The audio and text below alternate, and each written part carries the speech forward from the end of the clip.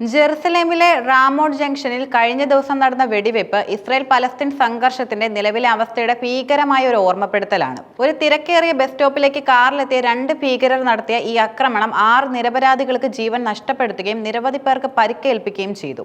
ഈ സംഭവം കേവലം ഒറ്റപ്പെട്ട ഭീകര ആക്രമണമല്ല, മറിച്ച് ഒരു പ്രദേശത്ത് നിലനിൽക്കുന്ന വിദ്വേഷത്തിന്റെയും സംഘർഷങ്ങളുടെയും ആഴത്തിലുള്ള പ്രതിഫലനമാണ്. വ്യാഴാഴ്ച രാവിലെ സാധാരണക്കാർ തങ്ങളുടെ ദൈനംദിന യാത്രകൾക്കായി കാത്തുനിന്ന ബസ് സ്റ്റോപ്പിൽ ഭീകരർ വെടിയുതിർക്കുകയായിരുന്നു. ഇത് വലിയൊരു ദുരന്തമായി മാറുമായിരുന്നു.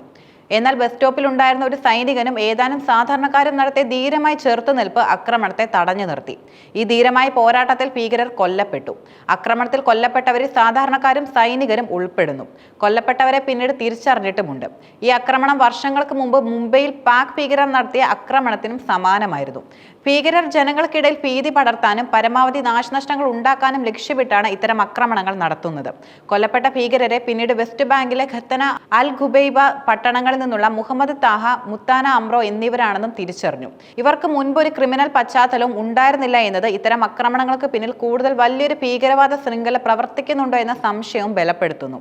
ആക്രമണത്തിനായി ഉപയോഗിച്ച ആയുധങ്ങൾ കാർലോ എന്നറിയപ്പെടുന്ന മെഷീൻ ഗണ്ണുകളാണ്. ഇവ പലസ്തീനിലെ അനധികൃത ആയുധ നിർമ്മാണ ശാഖകളിൽ നിർമ്മിച്ചതാണെന്നും അന്വേഷണത്തിൽ വ്യക്തമായി. ഇത് നിയമവിരുദ്ധമായ ആയുധങ്ങളുടെ നിർമ്മാണവും വിതരണവും ഇപ്പോഴും സജീവമാണെന്നും സൂചിപ്പിക്കുന്നു.